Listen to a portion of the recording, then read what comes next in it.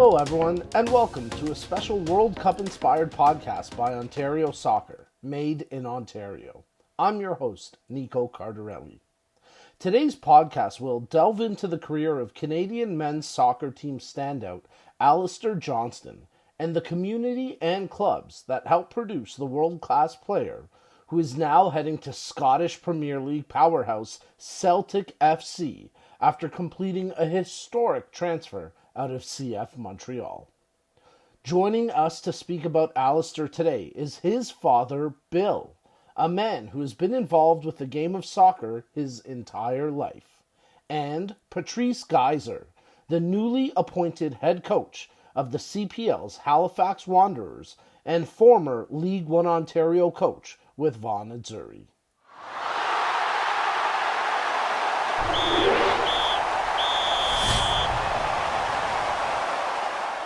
First up on the show is Bill Johnston. Bill, thank you so much for joining us today. How's it going? Yeah, it's my pleasure to join you. Things are going well. Thank you. Excellent. I understand you just got back from Qatar. How was that? What was that experience like? Beyond surreal. The country was unlike anything else. And obviously having Canada there and having a son of mine walk out on those fields was pretty special for sure. I can only imagine. And before we really get into your son, Alistair, I want to discuss your experience with the game of soccer. So when and where did you start playing? Same as my children. I started at a very young age, probably 4 or 5 years old. I had 2 older brothers who both played. So of course I was always looking up and trying to follow their footsteps. My father was very involved in coaching and volunteering back in the day. So this is back where I grew up on the west side of Vancouver out by UBC. So played there and played all through my youth. And it was something that I pursued and followed both, personally and, on the business side. I've worked in the soccer industry now since I graduated from university. So I played amateur all the way through, played with Westside Men's Club. It's still going today. Phenomenal adult group out on the west side of Vancouver. And I was fortunate to be involved in 3 national championships, and we won 2 of them. Wow, that's really exciting and very cool stuff. And you alluded to the fact that you work in the game of soccer. It sounds like you've worked professionally in soccer for quite a while. Tell us a little bit about what it is you do. I've worked, like I said, in the soccer segment of the sporting good industry for close to 30 years now. Actually, I guess over 30 years. Started with Umbro. Was a very special time back in the 90s when Umbro was a very, very big brand globally, everywhere from the English FA to Man United, Brazil. All wore it, and managed to stay. I've worked with other brands, Lotto, Admiral, and I'm currently with a major soccer specialty retailer, Soccer Express. Oh, and of course, Soccer Express, a great partner of Ontario Soccer, so that's very exciting to hear as well. Now, I want to shift focus here to Alistair, and you kind of mentioned when I first asked you about Qatar, how special and unique that was. And I can really only imagine how special and unique the journey has been for Alistair and your family over the last few years. And sort of just to kind of do the Coles Notes version, going from someone kind of under the radar to becoming a professional in the MLS, playing for a Canadian team with Montreal, and then breaking through to Canada seniors men's team, qualifying and of course going to the World Cup in Qatar, and now being signed by one of the biggest clubs in Europe. What has the last few years been like for Alistair and the Johnston family? Well, it's funny, and that's all been under the umbrella of what we've all been experiencing, obviously, with COVID. And, it's been an amazing time for him. And I just take my hat off to, everything he's accomplished. He's a very driven, yet humble individual. He has really stepped up to every challenge that he's been put in front of him, and I think he's handled it, very maturely. And my wife, Catherine, and I couldn't be more proud, of what he's accomplished so far. And I think Canadians across the country felt pride in the way Alistair and the guys played in Qatar. But, focusing a little bit on his journey to Qatar, and I think you mentioned it, your kids kind of got involved in soccer at a young age. So, where and when did Alistair start playing soccer? Oh, he started when we were in Montreal at the time at Lakeshore. Um, he was 4 years old, and he's never looked back from there. I mean, obviously, like most, young athletic kids, he played, all the different sports. But he, from very early on, soccer was where he wanted to be. And I mean, I think it was as early as 8 or 9, 10 years old. Soccer was where he was going to focus himself. And, as kids get into those 10 through 13 years, and if they're playing different sports, they need to start to think about, it's probably around 13 they really got to decide which one they're going to focus on. Mm. He was much earlier than that. And I mean, I think you see it today. I watched some of the clips from his interviews, his media introduction yesterday with Celtic, and my wife put it perfectly. I mean, it is truly his craft. It's what he loves. So it's more than, just, the core of playing the game. He just eats up every element of it. And, whether it's, looking back into the history of the game and watching older games to, being as topical on what's going on today, he loves, just the whole, every element of it, with regard to, systems, etc. He loves it. So it's phenomenal for him to find himself now at a club such as Celtic, which just has, it's arguably, you could, on your right hand, count the number of clubs, that size in terms of just global reach and presence and history. And so for whole side of it is such a fantastic marriage for him. We're Yeah, really excited. and I'm sure he's, as excited as you are, and of course, all his fans and everyone is for his journey because, like you said, Celtic, just a massive club in terms of global reach, recognition, the historic aspect of it, and for him to be a part of that and a part of the chapter going forward is certainly exciting for his development as well. On that kind of topic of his development, what are some of the key clubs and coaches, in your opinion, that helped Alistair reach that next level? I mean, I have to thank everybody all, along the way, right from from me at the beginning, I guess, when he was young, to his years at Aurora Youth Soccer Club, had a fantastic time there. Great group of kids, two coaches that really took things professionally from them right from the start. He spent time, at A&B, and that was a very important, year for him, as it turns out, but it was just, Alistair was one of those, smaller kids, and from that age, kind of from 13 to 16, he got, I don't want to say left behind, but he just wasn't physically as big as the other kids. And it was really that year when he, was with A&B and he played, and it was just unique where he was the younger of 2 years is what they did back in the day there. So he was actually playing with kids a year older than him, and for the most part, and he grew that year and caught back up, and then of course he joined the high performance with Patrice Geiser at Vaughan, and Pat and I have known each other, and they were just fantastic. Him and just the whole approach that group takes, they just have a complete staff behind Patrice in terms of what they do, and Pat was phenomenal just in terms of, he doesn't butter these kids up. He tells them exactly where it's at, and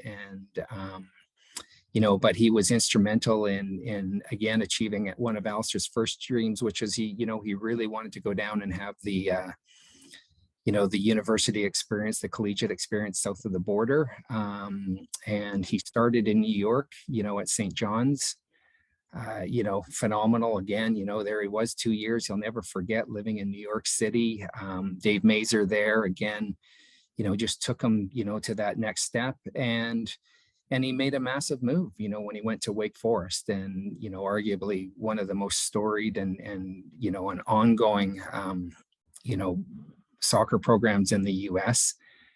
He was one of, I want to say he might have even been, like, I think maybe the second ever transfer into there. They just have such a Wow. strong recruiting process. Hmm. And he stepped in. He wasn't promised anything again. He had to earn his way, and he got named captain the second year he was there. I'll never forget that day when he called me. And I mean, I think he just was so over the moon. And and that year, as it progressed, again, school was always, really important to, obviously, to us as a family. And yeah, for sure, do you want to go to the next level, and do you want to do you want to aspire to that? For sure. But it wasn't until towards the end of the year that, wow, you started to show up on these mock drafts. And is this going to happen? And all of a sudden, boom, he was drafted by Nashville. And again, I remember him just saying, look, if I can get drafted, that's step one. If I can go and then win a contract, that's step two.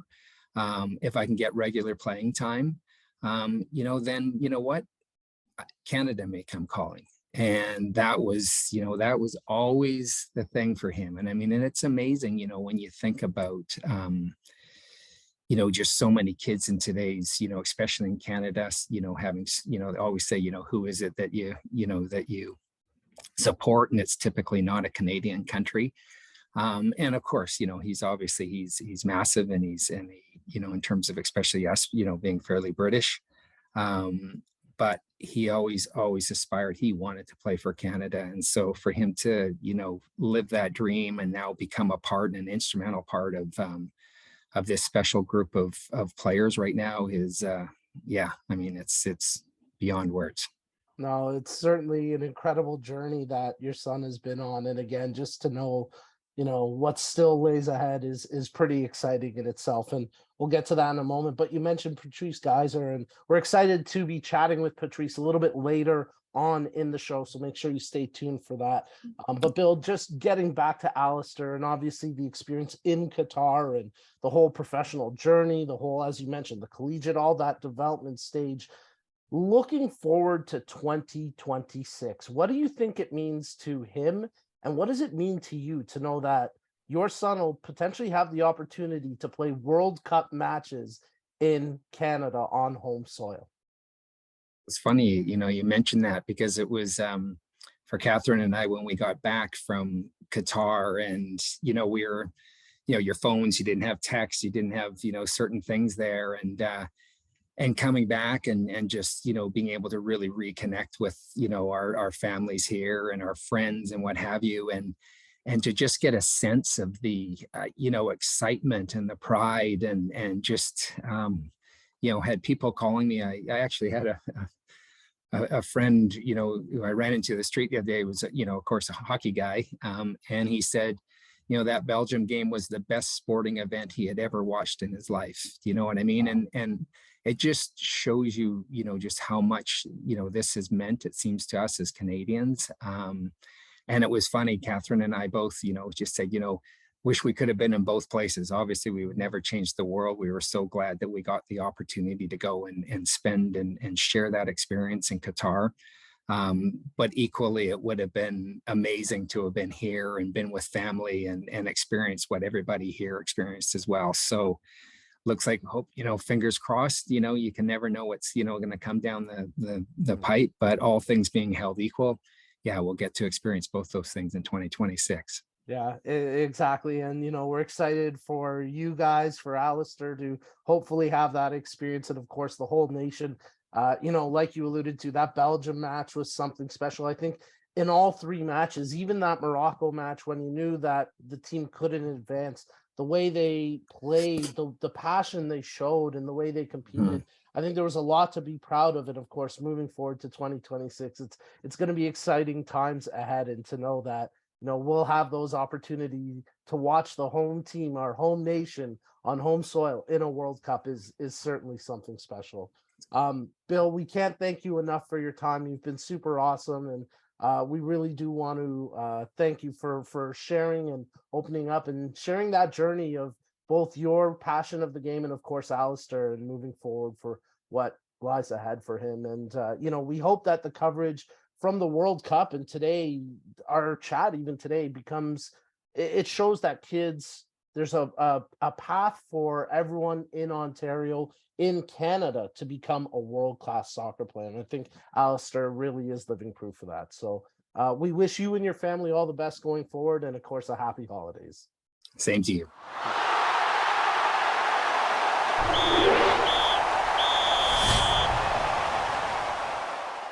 Our next guest is a highly respected coach from the Ontario soccer system. In 2022, he was named League One Ontario's Coach of the Year after leading Vaughan to an undefeated season and league championship. And most recently, he was named the head coach of Canadian Premier League side, the Halifax Wanderers. It is my pleasure to welcome Patrice Geiser to the show. Patrice, how are you? Morning, Nicola. Thanks very much. I'm great. It's been a up and down roller coaster year, and to finish it off with some of the news that you just shared with our audience has been, I don't know. I have to pinch myself to kind of slow things down a little bit. I can only imagine. Has the new gig been keeping you busy already? I mean, not much going on it yet, but I mean, everybody, it's just been actually returning messages, to be quite honest. That's been the most time consuming thing. And it's all from our loved ones and our friends. And I want to thank everyone for their support and endless messages they've sent. So it's been amazing. Oh, very exciting. And of course, we wish you best of luck in the new gig. Thank you. But we want to have a bit of a conversation with you here. And part of it's going to be around one of your former players, Alistair Johnston. We had the chance of talking to his dad, Bill, a little bit earlier in the show. But before we get into Alistair and the experience you had coaching him, have you been able to catch much of the World Cup so far? Yeah, I mean, it's weird times, right? And, a lot going on. So I haven't caught every game, but I've caught the bigger games, and it's been amazing. People are saying it's the greatest World Cup of all time because of the way that, it's at a place that's different, beautiful stadiums, no crime, clean.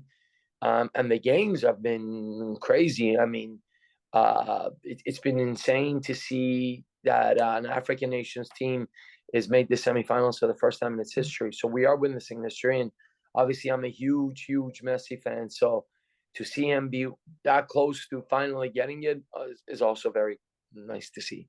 No, I hear you. It's been quite an entertaining and unpredictable World Cup. And, yes, I'm sure a lot of people like myself had Argentina going to the final. I don't know how many people had Morocco in the Final Four, but pretty incredible run that they've had, so many shocking results. And still to this point, obviously, a big match today between France and Morocco. But to this point, Canada, the only nation to score against Morocco at the World Cup. So something to hang our hats on there, I suppose.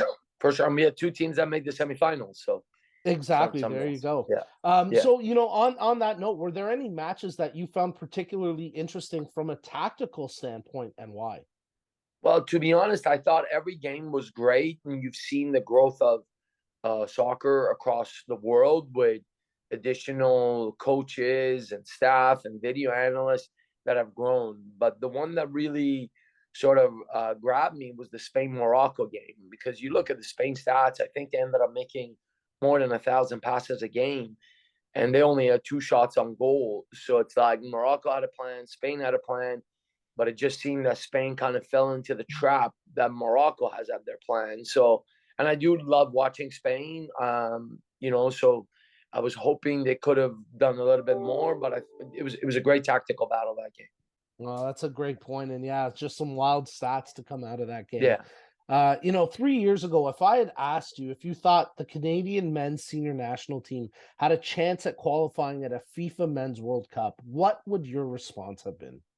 Well, listen, I'm an optimistic person. I've always would have said we always got a chance. But if you were to ask me the next question, what are the percentages? What's the percentage of that chance? Then I wouldn't have given you one about 50% for sure. I always think there's a chance. It's a look at what, like we were just talking about, what Morocco's done. On any given day, anyone can beat anyone if you have the right mindset and the culture and the work rate. So I think we put it together, and I am surprised, but not really surprised, if that makes any sense, because we have talent. We just needed to put it together. Yeah, totally. That completely makes sense. A little bit later in the chat, I want to get your thoughts about looking ahead to the next World Cup. But for now, let's shift focus to one of your former players, Alistair Sure. Johnston, representing Canada at this most recent World Cup. But when and where did you first meet him, and what were your first impressions of Alistair? Yeah, I know Alistair's dad for quite some time, Bill. And when he told me that Alistair was having, sort of, he had plateaued because he had gone between 2 or 3 different places, and he just wanted something different. I said, okay, sure, bring him out. And he came out. We didn't really have a team at his age group at that year. The team had been really struggling, and Alistair was born as a 98. So we put him with a really strong 97 age group. And that's Kamal Miller's team, and Dane St. Clair and Dale Harris. And when he came out, he did have this slightly overwhelmed look on his face. He was this kind of lanky, scrawny kid. And I was like, oh, man, he is going to struggle here. And you know what? Credit to him. He stood tall. He never had fear. He was always the kind of player that adjusted to his environment. And that's why the higher you push him, within 10 minutes, he adjusts. Push him higher, he adjusts. So, that was the first impression. Was there anything that stood out about Alistair in training? Not necessarily in game situations, but Sure. specifically through training. Yeah, one is obviously he's very committed. He was always there, always punctual, always took care of his body. He's the guy that properly warmed up, properly cooled down, and he had, as I just said, no fear. If he lost the ball, he got on the ball again. He would go in at 100%. He never stopped running. He has a little bit of a cross-country background in him, so he just didn't stop working. So for me, it was all the fundamentals and the basics that he was executing on a daily level. Work rate, simple, good decisions, technical ability, and, being brave to ask for the ball all the time. I'm curious, was there a specific point in his progression where you thought Alistair had a chance at not only going pro, but one day making the senior men's national team? So there was 3 different ones. One was when Alistair moved down to his own age 98 age group team. Mm-hmm. It ended up being a very, very good team. And it was we had played a friendly against the League One team with all those kids, and we beat this team, and that was a very good team. You could just see, as I told you, the higher the level goes, you really see what he's able to do. And when he played against men, you kind of were like, wow, blown away what he was doing and getting out of his comfort zone. And then that following year, when we went to Disney, it was on his senior year when he was being recruited, and he ended up committing to St. John's. He really was just fantastic at all the games. And again, the other thing that Alistair does, that the more the audience and the higher the stage, he challenges himself. But at that point, I have to be honest, you could just see that there's signs of growth, maturity, and ability. But where you just saw that, like, wow, is when we played the Canadian Championship with our League One team against Halifax. I mean, we played a pro team, and we're not a pro team. And I would say, arguably in both games, he was the best player on the field by a good landslide. So, by then he was 20, and you could see that the progression he was making was way faster than anyone. Like every year he was going 20% better, 20% better. So that was the moment for me. The other ones were indications of what's coming. Sure, that makes complete sense. I mean, you had these unique experiences as his coach. You mentioned, the time you guys spent together in League One, also winning an Ontario Cup championship together. It sounds like, we asked his dad about which coaches kind of influenced him throughout his career, helped him get to that next stage. And obviously you were there at such instrumental points in Alistair's career. I guess, what pride do you take from seeing the progression and the journey that Alistair's been on, and seeing him, most recently being able to represent Canada with the senior men's national team at the FIFA World Cup Qatar? Yeah, I mean, I can't even find the word to describe it. To see any of us be able to aid him and assist him in where he's going and the journey he's on. I mean, we were a step as he continues to climb and he goes higher and higher. And to see him actually in a press conference with Celtic just feels like a dream, right? I mean, he's going to be playing Champions League every week. So very, very proud of what he's doing every week. And I think what he's doing is opening up doors for many more Canadians that are here that need a chance just like him. So what he's representing is beyond what I think we're really comprehending. So really, really proud of him. No, and that, that's what we're doing all of this for, right? We hope that kids out there will learn some important lessons and see that there is a pathway to become a world-class professional soccer player through the Canadian system. And, I think that's a testament to all the work being done by all the coaches across the country and, of course, in Ontario to, not just the coaches, the players, the administrators, club presidents, everybody involved at all levels who are making these pathways to success. Patrice, I want to wrap up with this thought. We just watched Canada at the World Cup Qatar, very special return to the tournament after 36-year hiatus. We look ahead to 2026, knowing that we will be part of that tournament as one of the 3 host nations. What are your hopes for Canadian soccer looking forward to 2026? Well, I mean, for me, there's several things. One of them is continuing to see the next Alistair Johnstons, which I think we just saw one with Kone. I'm hoping that what we've shown is more and more opportunity for Canadian players coming to us. But, primarily for the World Cup, being a host and being in it and from the experience that we took, I'm optimistic and hopeful that we could take the next big step and, set a goal of get out of our group, right? So, and I think it's a progression. I think we were all, and we should be expecting something from every time they play, but I think that World Cup was a lot of lessons, and we were given an extremely tough group. So now we take those lessons, these players progress, these players further develop, these players further mature. I think that we should be hopeful that we can get out of our group and look forward to seeing it. But if not, we continue to support them and are very, very, very, very, very proud of them. Absolutely. Very well said. Patrice, thank you so much for your time. We are so grateful that you made the time to speak with us. The Ontario amateur soccer community is eternally grateful for the work you do. And we just wanted to say happy holidays and best of luck in the new gig. Thank you to you guys as well. Thank you. Have a great day. Thank you. You too, guys. Thank you.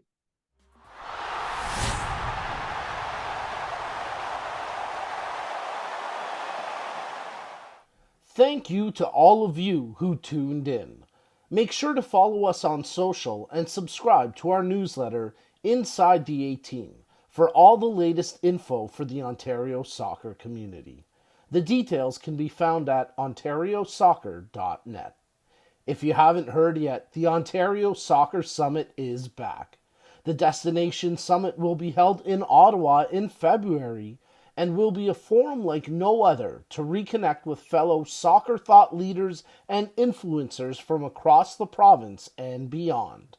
Group tickets are now available.